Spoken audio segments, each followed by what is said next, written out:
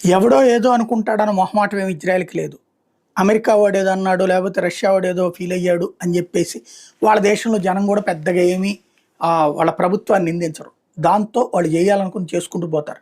గాజాని సర్వనాశనం జేస్తున్నా, అట్లాగే హమాస్‌ని అంతమయ్యేదాకా వదిలిపెట్టకుండా ఉన్నా, అట్లాగే వాళ్ళ తెలివితేటలకి ఎత్తులకి పై ఎత్తులు వేస్తున్నా దర్జాగా చేసుకుంటూ వెళ్ళిపోతుంది. తాజాగా గాజాకు మానవతా సాయం అందించేందుకంటూ వెళ్తున్నటువంటి మెడ్లిన్ నౌకని అంతర్జాతీయ జలాల్లో ఇజ్రాయెలీ సైన్యం సోమవారం ఉదయం అడ్డుకుంది.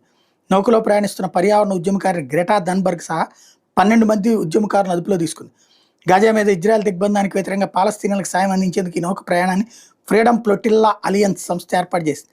నౌకలోకి ఇజ్రాయెలీ కమాండోలు అక్రమంగా ప్రవేశించారట, నిరాయుధులైన సిబ్బందిని కిడ్నాప్ చేశారట, ఆహారం, ఔషధాలు, ఇతర అత్యవసర సామగ్రిని స్వాధీనం చేసుకున్నారట అని ఈ పేరుతో ఆ సంస్థ ప్రకటనలు తెలిపింది. గాజా నుంచి 200 కిలోమీటర్ల దూరంలో అంతర్జాతీయ జలాల్లో నౌకని ఇజ్రాయెల్ సైన్యం అడ్డుకున్నట్టు చెప్పింది. ఇజ్రాయెల్